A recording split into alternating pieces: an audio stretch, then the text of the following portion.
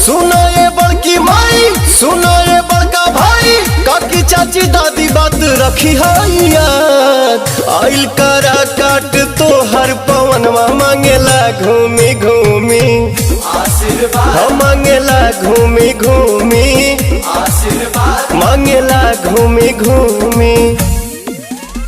काराकाट की जनता जिंदाबाद, जिंदाबाद जिंदाबाद, पवन भैया जिंदाबाद, जिंदाबाद जिंदाबाद।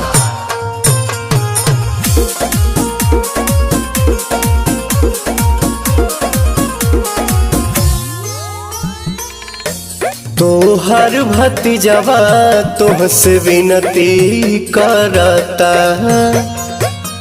अपौआ पे तोहरा अपन सिरवा धरता।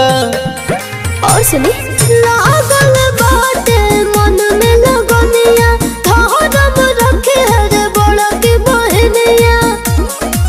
सुनो ये मामी मौसी, सुनो ये संगी साथी, हो जाए हमारा पसाभे दयाल। आइल बा वोट मांगे तो हर पवनवा मांगेला घूमी घूमी आशीर्वाद, मांगेला घूमी घूमी आशीर्वाद, मांगेला घूमी घूमी। काराकाट की जनता जिंदाबाद, जिंदाबाद जिंदाबाद, पवन भैया जिंदाबाद, जिंदाबाद जिंदाबाद। काराकाट की जनता जिंदाबाद, जिंदाबाद जिंदाबाद, पवन भैया जिंदाबाद, जिंदाबाद जिंदाबाद। केहू के बहिया केहू के पौआ धरी ले, जनता जनार्दन से हम अर्जी करी ले। बाहे सगर विकास के बेरिया, सुखवा सवारे दिल के भीतरिया।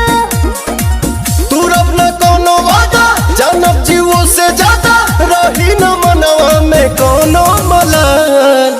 आइल करा काट तो हर पवनवा मांगेला घूमी घूमी आशीर्वाद, मांगेला घूमी घूमी आशीर्वाद, मांगेला घूमी घूमी।